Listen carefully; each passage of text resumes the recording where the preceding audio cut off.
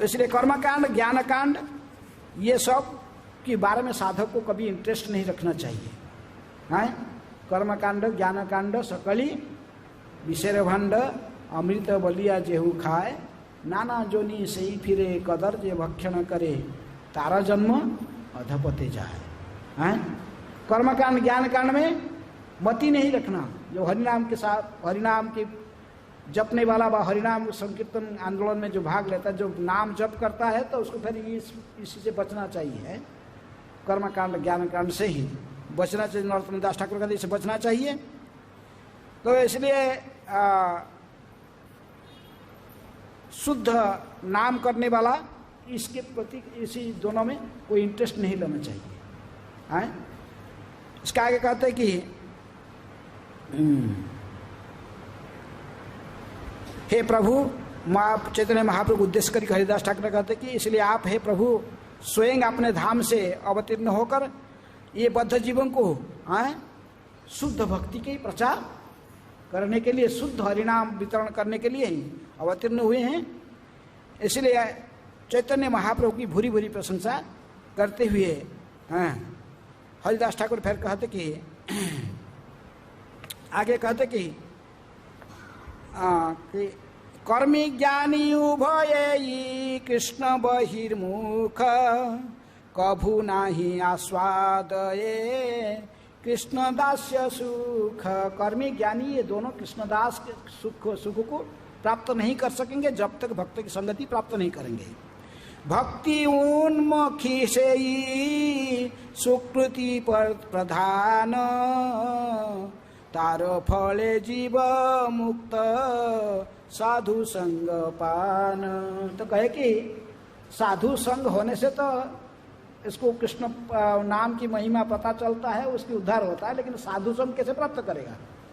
हैं साधु संग जीव कैसे प्राप्त करेगा उसके बारे में कहते हैं।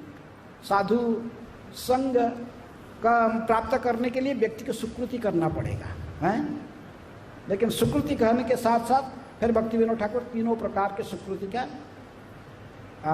संज्ञा करते हैं। कर्मन्मुखी सुकृति और ज्ञानोन्मुखी सुकृति और भक्तिन्मुखी सुकृति। तो कर्मकांड के माध्यम से यज्ञ करके लोग सब सोचते कि हम बहुत सुकृति करते हैं, लेकिन कर्मन्मुखी सुकृति के माध्यम से भक्ति प्राप्त बा नाम में रुचि व नाम प्राप्त सद्गुनाम प्राप्त नहीं हो सकता है। सद्गुरु आपको प्राप्त नहीं हो सकते। सद्गुरु प्राप्त नहीं होने से आपको शुद्ध नाम नहीं मिलेगा। तो इसलिए जो कर्मकांड आगे करते हैं, कर्मकांड यज्ञ करके भिन्न सुकृति कमाते हैं, अन्न आदि दान करते, बहुत कुछ करते हैं। एक कर्मकांड यज्ञ के माध्यम से तो उनको केवल कर्ममुखी सुकृति के माध्यम से इंद्रिय सुख व ऊर्ध्व लोक स्वर्ग आदि लोग प्राप्त हो जाते हैं, लेकिन इसके माध्यम से सद्गुरु व शुद्ध नाम प्राप्त नहीं होता है। इसलिए कर्मन्मुखी व ज्ञानोन्मुखी जो सुकृति है आपको निर्विशेष मुक्ति तक प्रदान कर सकता है, लेकिन केवल ही भक्तिन्मुखी सुकृति ही शुद्ध भक्त की संगति में आने में सहायता करता है। इसी को भक्ति विनोद ठाकुर आगे कहते भक्तिन्मुखी सुकृति है। भक्तिन्मुखी सुकृति कैसा है? जिस सुकृति के जो भक्ति के साथ जिनकी भक्ति का ही एक आगे भक्ति में शामिल होने के लिए जो हमको सहायता प्रदान करते हैं। जैसे हम भक्ति विनोद ठाकुर भजन में गाते हैं, माधवती थी भक्ति जननी जतने पालन करी। उपवास तो सब करते हैं। जो लोग सब अभी करते थे क्या, नवरात्र का उपवास करते हैं। नवरात्र उपवास करना और एकादशी को उपवास करना, दोनों में अंतर है। क्योंकि उसमें उसके माध्यम से वो इंद्रिय तृप्ति की, क्यों जानते कि दुर्गा देवी भौतिक जगत का सृष्टि स्थिति प्रलय की अधिकारिणी देवी है, उनके माध्यम से भौतिक सुख मिलेगा। इसलिए वो सब वो नवरात्र की व्रत रखें। लेकिन जिसको भगवान श्री कृष्ण की भक्ति में जोड़ना है तो फिर उसको कौन सा सुकृति करना है? उसको एकादशी व्रत अवश्य रखना चाहिए। कि एकादशी व्रत करने से हमको भगवान साधु संग प्राप्त होते हैं। हरिभक्ति विलास में सनातन गोस्वामी कहते हैं जब ये नृसिंहदेव हिरण्यकशिप को वध करके प्रहलाद को लेकर गोद में बैठे, प्रहलाद जी ने पूछे, हे प्रभु, मैं तो राक्षस कुल में हिरण्यकशिप के पुत्र के रूप में जन्म होकर आपकी इसे अनन्य भक्ति कैसे किया? मुझे नारद जी जैसे संत सद्गुरु के रूप में कैसे प्राप्त हुए? तभी नृसिंहदेव स्वयं कहते हैं कि प्रहलाद, तो पूर्व जन्म में एक ब्राह्मण का सबसे छोटा पुत्र, ब्राह्मण का 7 पुत्र थे, तो छोटा पुत्र वासुदेव, तुम्हारा नाम वासुदेव था, सबसे छोटा पुत्र था। लेकिन तुम्हारे बड़े भाई लोग तो सब तो सुकृतिवान थे, ब्राह्मण उचित कर्म करते थे, लेकिन तुमने नहीं करता था। तुमने चोरी करना, वेश्यासन करना, सब नीच कर्म करने में लगा रहा था। तो एक दिन रास्ता में तुमको देखा, तुम्हारे पिताजी वेश्या के हाथ पकड़कर चल रहा है, तो पिताजी ने उस दिन तुम घर आए तो घर से निकाल दिया, बाहर कर दिया है। घर में तुम्हारे भाई लोग भी सब तुमको कोई साथ नहीं दिया, तुमको धक्का मार के घर से निकाल दिया सब। तुम घर में जाकर ने तुम जंगल में चला गया, और तुम्हारे पास जो धन नहीं है देखे तो वेश्या लोग भी तुमको भगा दिए। तुम गए जंगल में जाकर एकांत में बहुत दुखी होकर घूम रहा था, दिन भर कुछ खाया नहीं था, दिन भर रो रहा था। शाम के समय में एक झरना दिखाई पड़ा तुमको, झरना के पास गया, उसमें स्नान कर लिया। स्नान करके पास में पीपल वृक्ष के नीचे बैठकर दुख में थोड़ा कोई ना कोई भगवान को स्मरण करता है, हैं? दुख में स्मरण सब करे, सुख में करे ना। तो थोड़ा सा भगवान को स्मरण किए, तुम मुझे स्मरण करके रात्रि बिताया, और रात में तो भी कुछ दिन भर खाया नहीं था, संध्या समय में स्नान किया, और रात को इतनी मच्छर काटने तो जंगल में कैसा तुम सोएगा, और रात्रि जागरण भी हो गया। दैव जोग से उस दिन क्या था, नृसिंह चतुर्दशी है व्रत। नृसिंह चतुर्दशी पर तो अनादिकाल से है, ये नहीं कि जो हिरण्यकशिप को भगवान ने मारे तब इसे नृसिंह चतुर्दशी व्रत है, नहीं। पद्म पुराण के उत्तरखंड में वर्णन आता कि नृसिंह चतुर्दशी की व्रत अनादिकाल से है। हरित मुनि और पद्मावती इन्होंने नृसिंहदेव को पुत्र रूप में प्राप्त करने की कामना किए थे सत्ययुग में। जब ये वो कहा, वो अलग वर्णन है। तो इसलिए भगवान नृसिंहदेव ने कहे प्रहलाद को कि तुमसे इसलिए भक्तिमुखी अज्ञात सुकृति हो गई है। ये भक्तिमुखी सुकृति के माध्यम से यदि एकादशी व्रति व नृसिंह चतुर्दशी का व्रत या जन्माष्टमी व्रत, ये सब माधव तिथि है। ऐसे जो भक्तिमुखी सुकृति यदि हो जाता है, उसके माध्यम से क्या प्राप्त होता है? साधु संग है। साधु संग सर्वशास्त्र कहे, लवे मात्र साधु संगे सर्वसिद्धि है। तुलयाम लवेनापि न स्वर्गम न पुनर्भवम, भगवत संगी संगस्य मुक्तानाम किम उताशिष। जीवों की और कोई मूल्यवान वस्तु नहीं है, भक्त इससे बढ़कर कोई अधिक मूल्यवान वस्तु हमारे लिए नहीं है संसार में। ये क्षण का जो साधु संग है, ये हमारा समझ सब कुछ है, कलमश को नष्ट करके हमको दिव्य गति भगवत धाम के पहुंचाने के लिए भी समर्थ हो जाता है।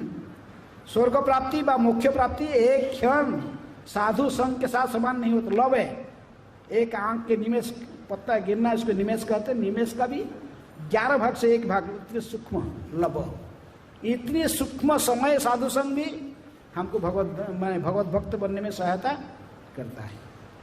इसलिए भक्त बनने के लिए भक्तों की संगति, भक्ति भगवत संगेन उपजायते है।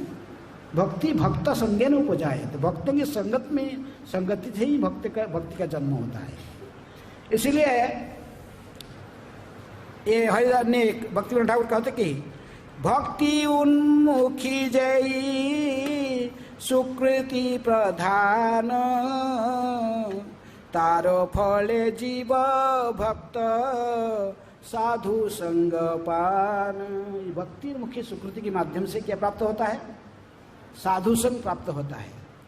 तो इसी प्रकार जो साधु संग प्राप्त करता है, श्रद्धावान है, कृष्ण भक्त संग करे, नामे रुचि जीवे दया भक्ति पथ धरे।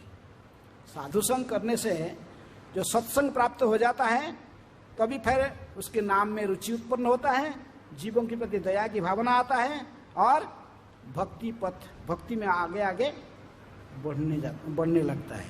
तीनों चीज कहे कि धर्म के अर्थ भी सनातन शिक्षा में भी चैतन्य महाप्रभु का तीनों चीजें हैं। धर्म का शब्द का अर्थ कहे नामे रुचि, जीवे दया, वैष्णव सेवन, यह हुई ते धर्म और नहीं सनातन। इसके अलावा कोई धर्म दूसरे का कोई व्याख्या नहीं है। इसलिए आगे फिर कहते कि हरिदास ठाकुर चैतन्य महाप्रभु आगे कहते कि दयार सागर तुमी जीवेर ईश्वर, कर्मी ज्ञानी बहिर्मुख उद्धारे तत्पर। कहे कि हे प्रभु, आप स्वयं ईश्वर है, दया के सागर है, और समस्त जीवों की आप ही एकमात्र ईश्वर हैं। इसलिए कृपा करके आप ये सभी को उद्धार कीजिए। कर्मी ज्ञानी जितनी भी भक्ति बहिर्मुख आपके बहिर्मुख जीव है, और विशेष रूप में इस अवतार में जो अवतीर्ण हुए हैं नवद्वीप में, आप सभी को उद्धार करने के लिए ही अवतीर्ण हुए हैं। इसलिए आप इनको सही मार्ग बताने के लिए, कलियुग जीवों को उद्धार करने के लिए आप सही मार्गदर्शन कराने के लिए ही अवतीर्ण हुए हैं। इसलिए प्रभु आप कृपा करके सभी जीवों को उद्धार कीजिए। तो आगे कहते कि प्रकृति में कर्मी और ज्ञानी जो होते कैसे वो इस संसार में कैसे दिन बिताते। कर्मी वर्णाश्रम था कि साधु संग करी, कर्मी माझे भक्ति करे गौण पथ धरी। जो कभी कभी जो कर्म मार्ग को आश्रय करता है वर्णाश्रम में आता है। कहते क्रमिक भक्ति का दो प्राप्त करने के लिए शुद्ध भक्ति दो मार्ग है, निवृत्ति मार्ग और प्रवृत्ति मार्ग। जो निष्किंचन जो निवृत्ति मार्ग का आश्रय करता है तो डायरेक्ट कहाँ आश्रय करता है, ये वर्णाश्रम से डायरेक्ट भगवान से ही चरण कमल को आश्रय कर लेता है। ये सब छोड़ता है, कर्म ज्ञान मार्ग छोड़ के सीधे भक्ति जुड़ता है। लेकिन कुछ लोग सोचते नहीं ऐसा संभव नहीं है, इतना पूरे एक साथ सब त्याग कर भगवान के साथ में जोड़ना संभव नहीं होता। इसलिए आस्ते आस्ते वर्णाश्रम धर्म को स्वीकार करते हैं। ब्रह्मचारी, गृहस्थ, वानप्रस्थ, फिर संन्यास। इसी मार्ग को भी कर्म में साधारण स्थिति में कोई कोई आगे बढ़ते हैं। ऐसे आश्रय करके स्टेप भी जाना संभव होता है। लेकिन इस मार्ग को कहते कि ये प्रकृति में सही मार्ग नहीं है। बस शुद्ध नाम प्रदान करने के लिए, शुद्ध नाम लेने के लिए इस व्यक्ति को थोड़ा टाइम लगता है। जो ऐसे ही वर्णाश्रम को आश्रय करता है, जब तक वो आसक्ति को संपूर्ण रूप में नहीं त्यागेगा संसार के प्रति। दसम अपराध क्या है? नाम अपराध दसम अपराध क्या है? ये हरे कृष्ण महामंत्र की अगाध महिमा को जानते हुए भी विषय आसक्ति बनाए रखना है। विषय आसक्ति छोड़ता नहीं है। आस्था संसार में जो आस्थे इतने आसान से छोड़ता नहीं है। तो अभी इसलिए ये लोग, इनकी जो प्रगति बहुत धीमा होता है, आस्ते आस्ते आस्ते आस्ते प्रगति करता है। उसी प्रकार आगे वो कहते कि ज्ञानी भी तो, लेकिन ऐसे ही कर्मी, पहले कर्मी की बात है जो वर्णाश्रम को आश्रय किया है, लेकिन वर्णाश्रम में आश्रय करने पर भी साधु संग करता है। लेकिन साधु संग की करके ही यदि वो आस्ते आस्ते भक्तों के निर्देशन में भक्ति करने के लिए निर्णय ले लेता है, साधु कृपा प्राप्त होता है, तो साधु कृपा प्राप्त होने से वो फिर कर्मी व्यक्ति भी शुद्ध भक्ति बनने का संभावना रहती है।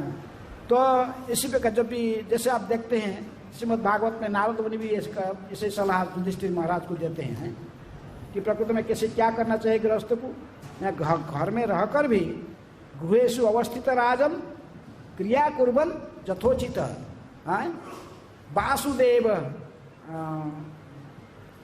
वासुदेवार्पण साक्षात उपासित महामुनि। यदि कोई वर्णाश्रम धर्म में रहता है तो वो कैसे उद्धार होगा?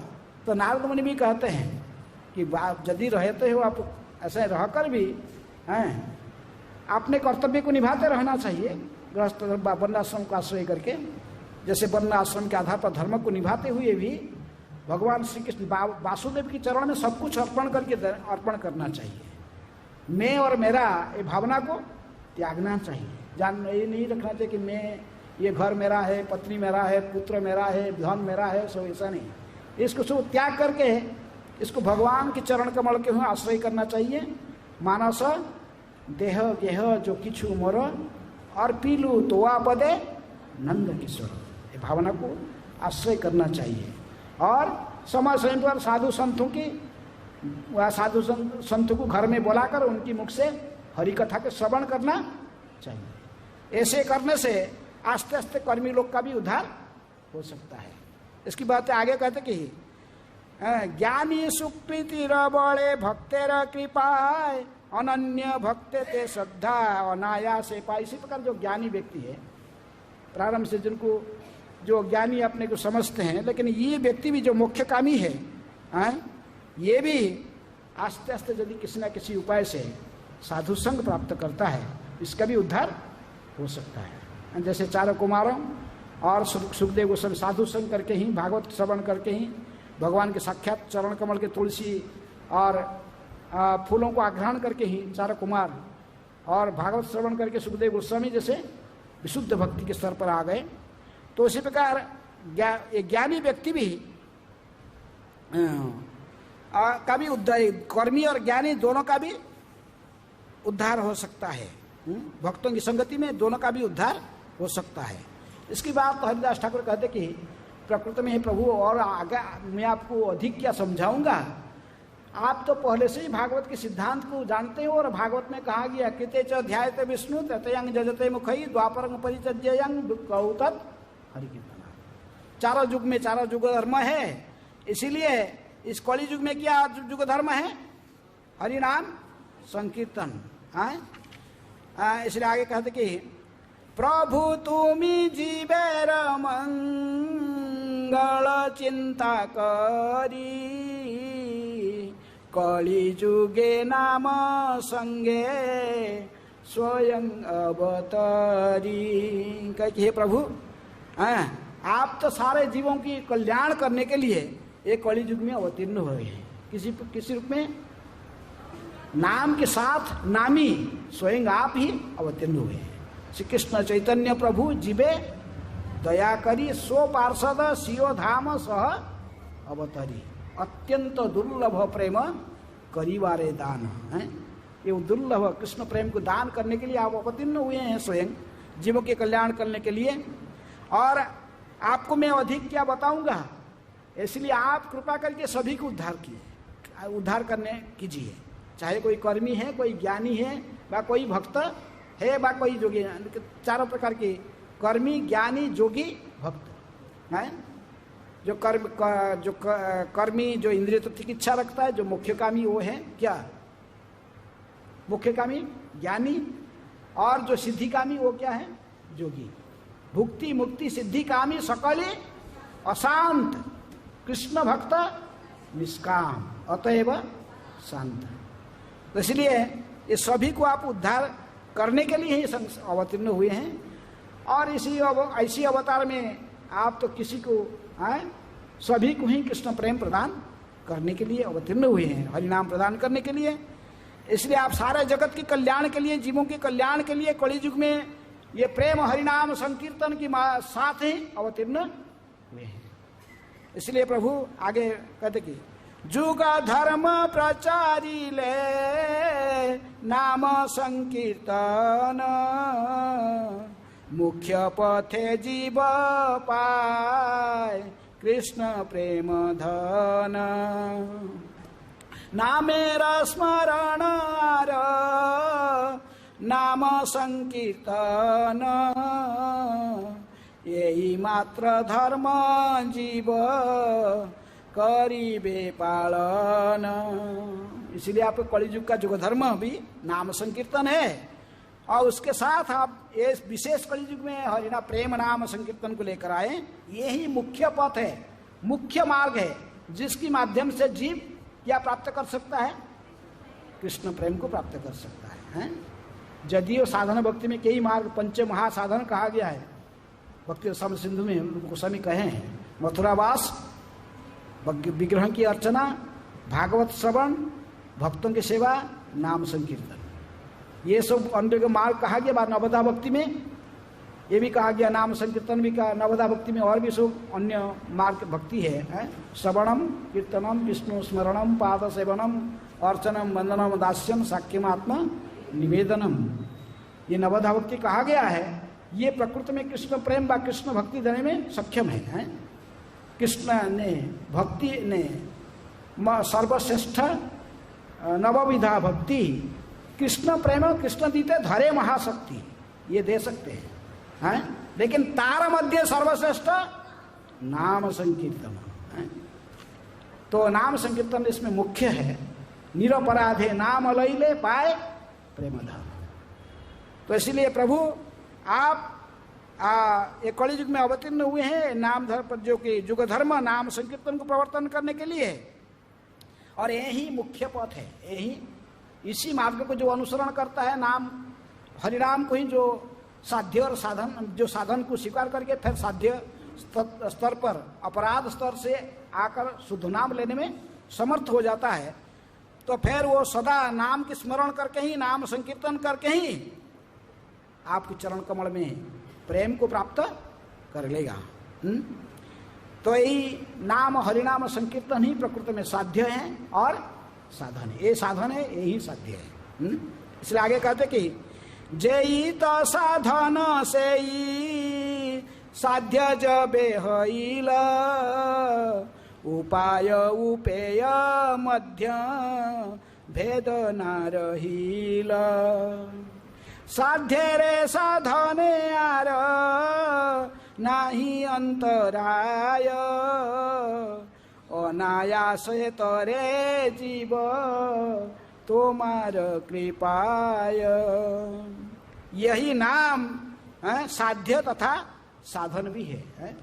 आप सुने हैं कि बांग्लादेश में जो चैतन्य महाप्रभु स्वयं प्रचार में गए थे, वहाँ पर एक व्यक्ति था, बहुत बड़े विद्वान पंडित, सभी वेद पुराण उपनिषदों के ज्ञाता हैं, लेकिन उनको पता नहीं चलता था साध्य क्या है, साधन ये कलियुग में क्या है। क्या नाम था उनका? तपन मिश्र है। बाद में बनारस में आके रहा महाप्रभु के निर्देशन। तो वो बहुत ढूंढ ढांड के शास्त्र बार बार ढूंढता था, क्या साधन है कलियुग में, साध्य क्या है, कुछ पता नहीं चलता था इसको ठीक से। धर्म अर्थ काम क्या है, कुछ मुझे समझ में नहीं आया बार।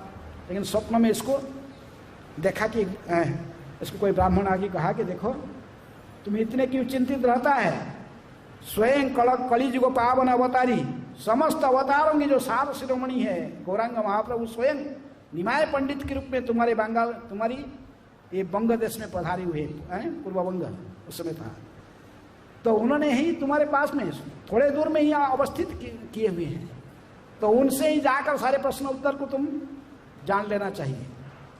इसलिए दूसरे दिन सुबह उठकर तपन मिश्र पहुंचा महाप्रभु के पास में। सपनों की वृत्तांत कहा कि मैं स्वप्न में देखा आप स्वयं नारायण हो, आप गौर नारायण स्वयं भगवान हो। महाप्रभु बोले विष्णु विष्णु हैं, जीव को विष्णु। तो उनको जो बोले ठीक है तुम जो देखा स्वप्न उसको मत सब जगह एडवर्टाइज नहीं करना है, क्या प्रश्न तुम्हारे बोलो। तो बोला कि भाई साध्य साधन तत्व। तो महाप्रभु ने समझा इस कलियुग में साधन भी हरिनाम और साध्य भी हरिनाम। प्रारंभ से हम क्या लेते हैं, अपराध के साथ नाम लेते हैं, अष्टाष्ट नामाभास, फिर अंत में शुद्ध नाम जब लेते हैं। नाम के नाम में ही चारों चीज छुपी हुई है। नाम में क्या है, नाम रूप गुण लीला सब कुछ नाम में विद्यमान है, नाम में छुपा हुआ है। ऐसे कहे कि महाप्रभु ने इनको केवल नाम जपने के लिए कहे, नाम संकीर्तन की मार्ग बताए। हरे कृष्ण कृष्ण कृष्ण हरे हरे, हरे राम राम राम हरे हरे। उसी बात को ये पहला अध्याय की जो नाम की महिमा को बोल रहे हैं नामाचार्य हरिदास ठाकुर, ये उसी को कहे कि ये कलियुग में इसलिए जानना चाहिए कि साधन और साध्य दोनों वस्तु क्या है, हरिनाम। इसलिए हरिनाम नाम चिंतामणि, ये हरिनाम ही चिंतामणि है। ये हमको बद्ध अवस्था की स्थिति से लेकर मुक्तात्मा स्थिति अंत में कृष्ण प्रेम प्रदान करके आध्यात्मिक जगत में गोलोक वृंदावन में लेकर अधिष्ठित कर देता है। इसलिए हरिनाम ही चिंतामणि है।